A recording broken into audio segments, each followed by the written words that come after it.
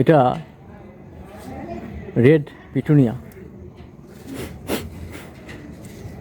Soil mixing যদি ভালোভাবে করা যায় গাছ লাগাবার আগে, তারপর গায়ে লাগানোর 15 দিন পর যদি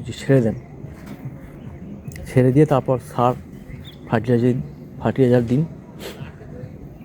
প্রথমে ডিএপি 6-7টা দানা জলে ভিজিয়ে 2-5 মিনিট রেখে সেই জল 1 মাস পর পর দিতে পারেন। অথবা খোল জল গাছে ফুল ফোটার ঠিক কুঁড়ি আসার পর থেকে খোল জল দিলেই ভালো।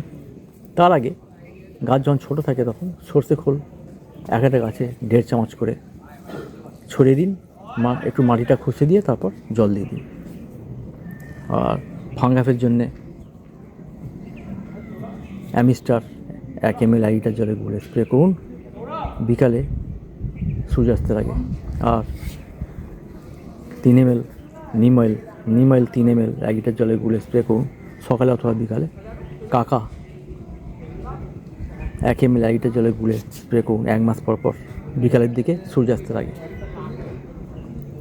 আর ফুল ফুটে এসেছে, এতে খোল জল 100 গ্রাম খোল 1 লিটার জলে গুলে ভিজিয়ে রাখুন 3 দিন। 4 দিনের মাথায় লাঠি করে গুলিয়ে নিয়ে সেই খোল জল থেকে 1 চা কাপের 1 কাপ নিয়ে 1 লিটার জলে 1 লিটার ফ্রেশ জলে গুলে নিন, পাতলা করে নিন। তারপরে এই গাছের গোড়ায় একটা টবে 1 কাপ করে দিন, দিয়ে একটু জল দিয়ে দিন, অল্প